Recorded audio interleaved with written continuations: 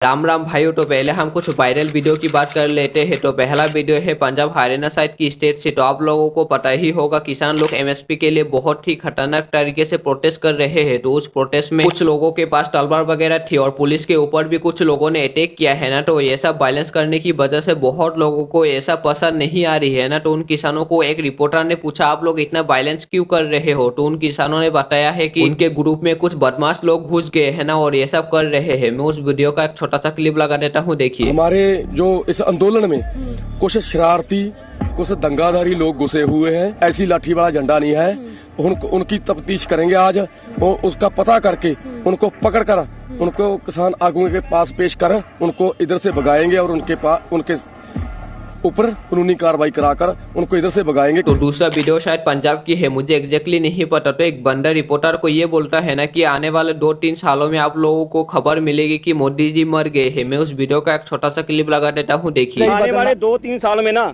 आपको खबर मिलेगी मोदी जी मारे गए।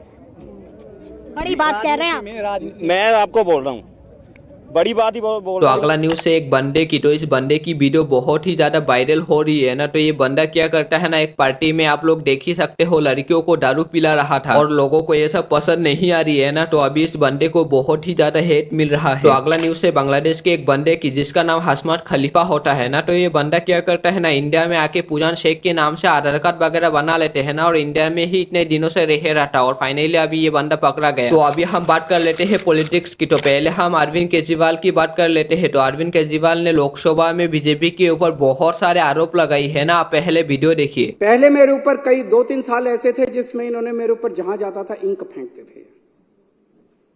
खूब मैंने जिल्लत बर्दाश्त करी है, इंसल्ट बर्दाश्त करी है।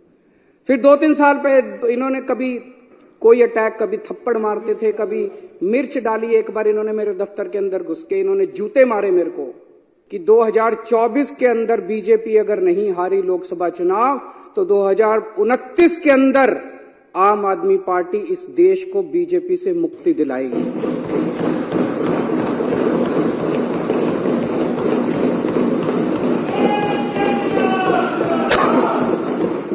दिल्ली के अस्पतालों के अंदर दवाइयों को रोकने का काम किया। अस्पतालों के अंदर गरीब आदमी अपना इलाज कराने के लिए आता है। अस्पतालों के अंदर बेबस आदमी जिसके पास पैसा नहीं होता, जो अमीरों के अस्पताल में 5 स्टार अस्पताल में इलाज नहीं करा सकता, वो कराने के लिए आता है।